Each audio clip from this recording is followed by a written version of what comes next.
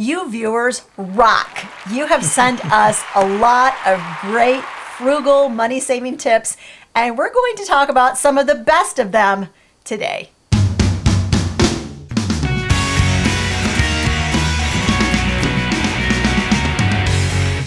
Hi, I'm Hope. And I'm Larry. From Under the Median.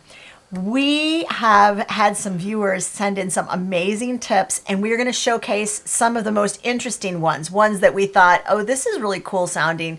This warrants some extra discussion. So the first tip is from Ashley. Honest? And Ashley says, if you wrap the top of the bananas with cellophane, they will last longer. And Ashley is right. When I saw her tip, I thought, I'm going to share this because I've actually done this, and it works. Mm-hmm. I eat the whole banana, so I wouldn't get a lot of good out of that one.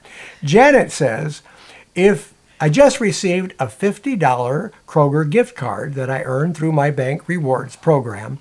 In addition, we take advantage of Senior Day, and that's 55 or over, for an extra 10% discount. Okay, Janet. First, I love the idea of using other opportunities to earn gift cards and changing that into cash you can spend at the grocery store. Really great idea. And secondly, thank you so much, Janet.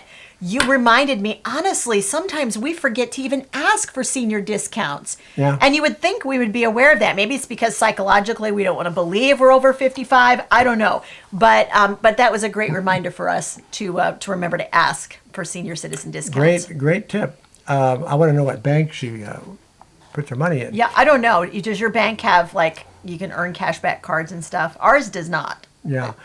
Joyce says, we got some gallons of milk at Smith's, a Kroger store, for 50 cents each last month. That's great. What a great deal. We always freeze up to a month's worth of milk at a time. Now, Yeah. we tried that one time. We did, and it works. Yeah.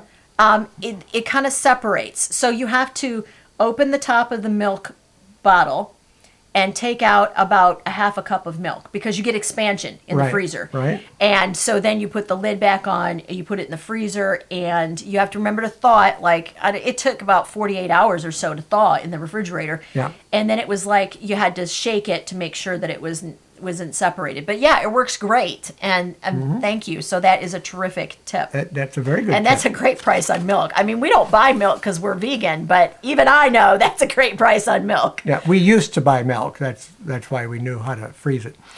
Terry says, I've been buying meat with reduced stickers for the past 25 years. For roasts, I wrap them in 3 layers of newspapers, tape it, and write the date down.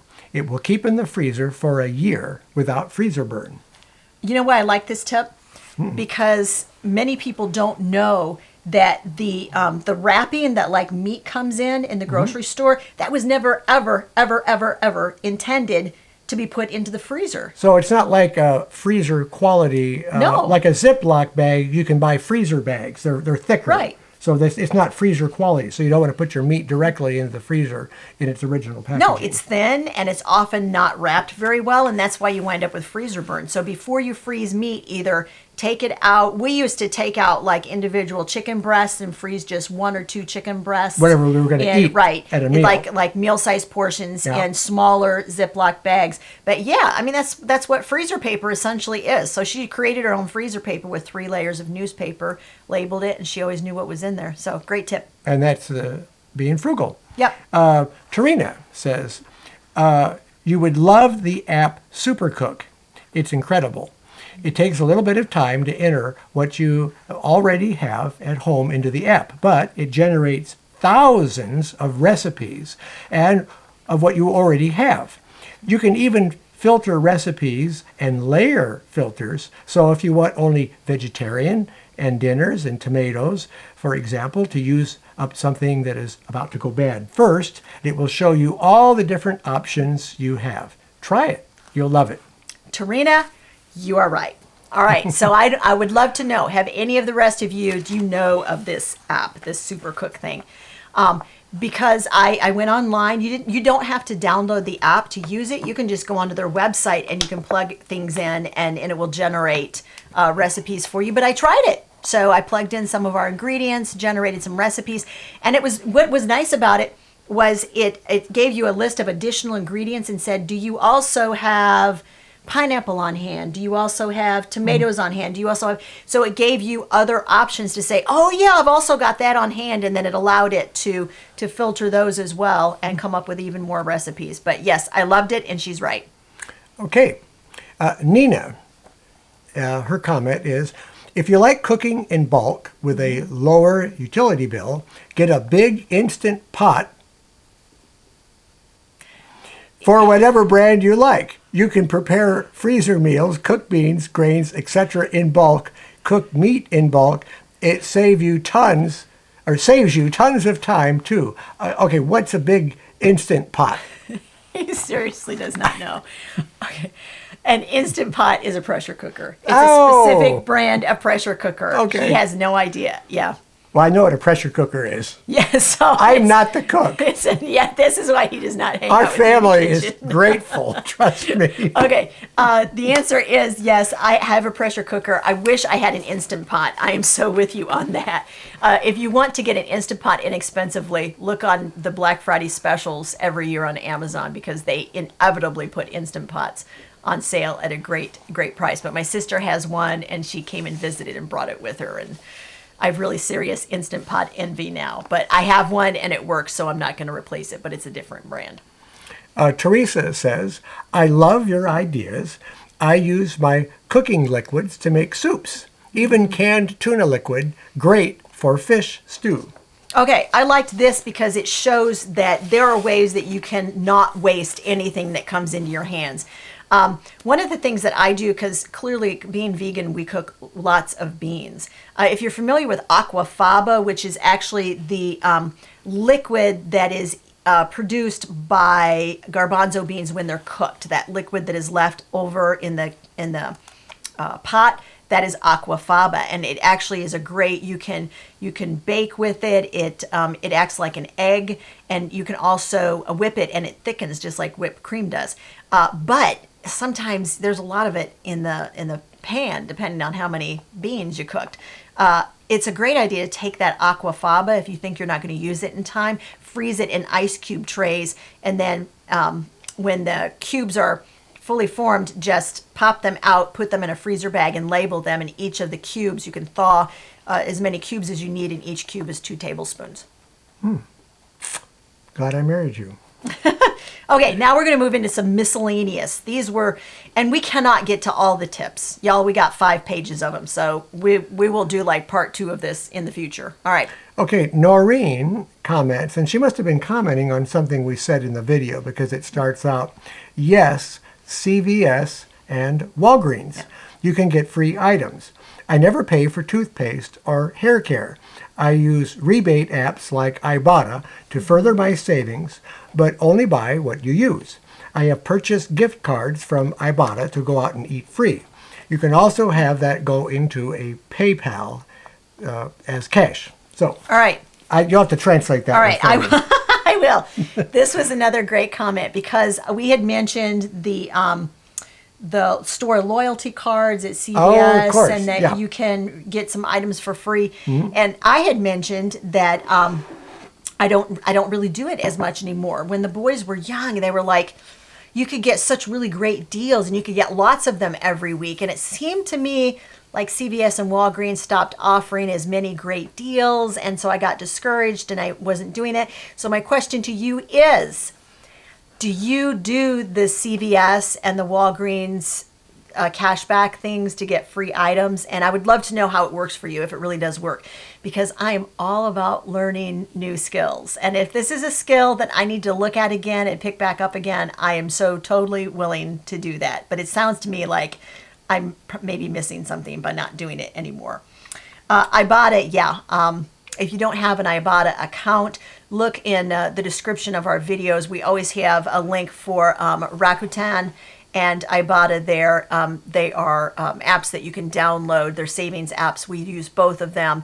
And Honey. Honey is another. It's a browser extension. And there are links for those in the description of our video. Okay. Susan says, tip, find a good auto mechanic. Have a working relationship with them so when something happens to your car, you can trust them. Well, I think that's a great tip. I think you can save probably over 50% of what you might pay at a dealership. Now, we've got some friends that do just that. They found a private mechanic, and I think that's great. If you can find one that's reliable, does a good job, and they're going to do it right the first time, then yeah, I would say do that.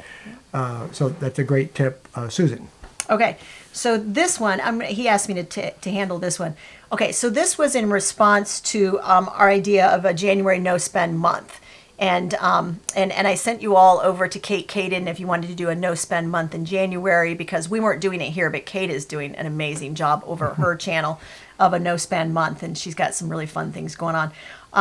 But Ellen said that she's also heard of a no spend week, which you do every month, and she thought that was a neat idea.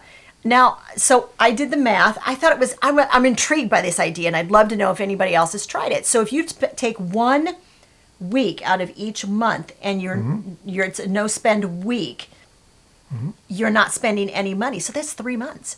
That's a lot longer period of time than a no spend month. That's like a no spend quarter, a no spend 3 months. And I'd love to know if you've done it. Have you tried the no spend month versus the no spend week? Did one of them save you more money? So the whole idea is to save up money quick and then throw that money while you still have it in your hand toward like paying down debt or reaching some goals or funding something like that. Well, and my only thoughts are on this one is that if I were doing this, I would stock up the week before the no spend week, because you're going to eat the same amount of food. You're going to drive if you're working or whatever you have to do. You're going to drive the same amount, so you want to make sure your gas tank was full. Hopefully you don't have to fill up after a week.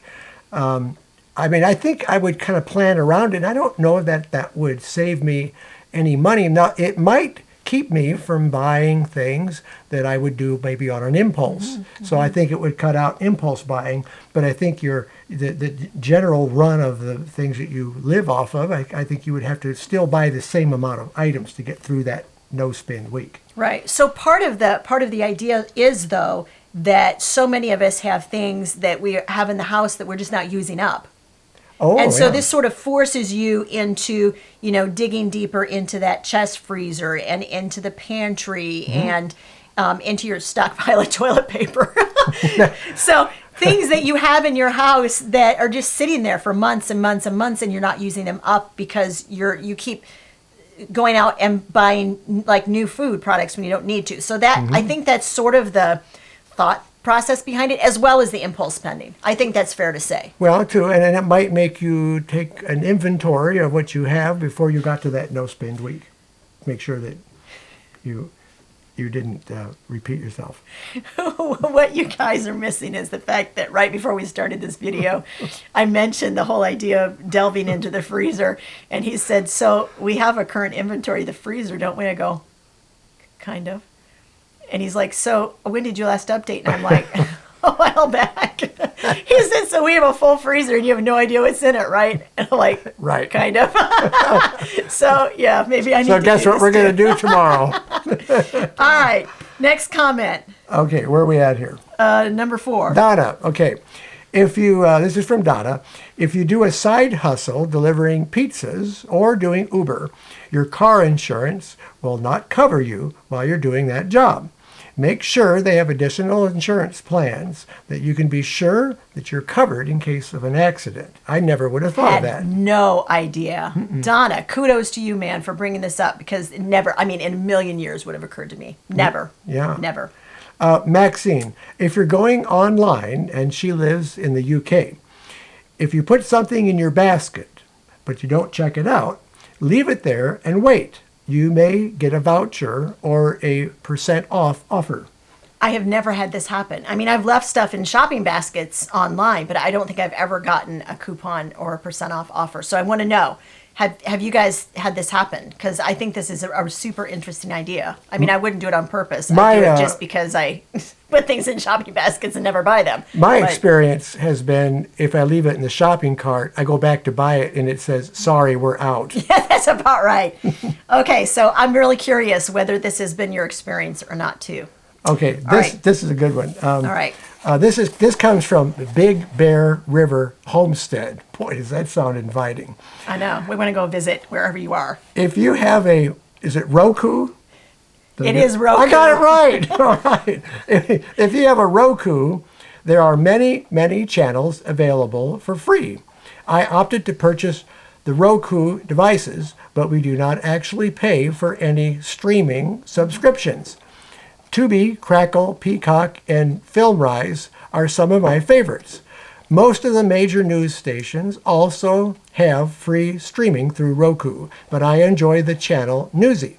Just some tips to hack the streaming trend. Now, I personally like a lot of stuff on YouTube. I told Hope the other day I could watch endless things off of YouTube and never run out of things to watch. Okay, But- so this struck me because I have actually literally this week been investigating like different streaming services because as some of you know, we have Netflix right now, but the only reason we have it is because our son, who is grown and was living at home and paying rent, he purchased Netflix. So it was here, it was in the house. So we're not going to have Netflix anymore, or we have to actually purchase it ourselves. I know. Yeah. So we're thinking we're not going to. And No. so I have been like investigating all of these free services, and we're actually going to do a video on this. We have our video schedule kind of sort of planned out until the end of May. And so in the next upcoming few weeks, we're going to give you a list of everything that we've investigated and give you our opinion of it. And then we want your opinion. We want to know what you guys use and whether you have found some of these services helpful. A Roku box keeps coming up again and again. So I'd love to know if you have a Roku and whether it was worth it to buy it. So Frugal Dutch Mom wrote and said, we have an app here in the Netherlands that helps you find picnic tables and sitting benches all over the country. I thought that was really nice. Do any of you have something like that in your area? You have no idea. I mean, no idea how many times when we travel, we picnic a lot. Mm-hmm. And we're like, the kids are like, well, when are we going to eat? And we're like, well, first we got to get to the next town. And then we got to drive around the town and see if we can find like a town square or a park or someplace where we can, there was a picnic table, any place where we can pull over and eat our lunch. Or we get stuck eating in the car. Yes, which we have a time or two. So, I mean, I would love to have an app like this available. Yeah. She did. The great story behind it, though, which I thought was very fun, was she said, laughingly, she said, my family kind of almost banned me from using it because the last time she found a picnic table spot, the picnic table was all wonky. And she said in order to picnic, they had to like strategically put 3 people of about the same weight on one side of the table and 3 family members on the other side of the table to balance the table out. And then when they moved, they all had to get up simultaneously or the table was going to tip over. And I was like, that is a great story. So We've eaten at a few like that. Yes, we have. Yeah. So apparently they had a picnic table, but they don't tell you the quality of said picnic table. But I do think the app is a really, really cool idea. The comments that you leave us are really important to us. And we are actually going to show you how important they are next week because there is one specific part of our frugality that so many of you left comments about and sort of said, you really might want to rethink that. And it made us rethink it. And so it caused us in 2021 to reprioritize that one specific part of our budget, and we made some changes. So be sure that you are watching next week because we're going to talk about exactly how you kind of set some priorities in your budget and how you really seriously changed this area of our budget. And we're going to make a great, big, huge surprise announcement. I can't wait to see what it's going to be. Now, if you have any more comments and any additional tips, please leave those in the comment field. Thank you.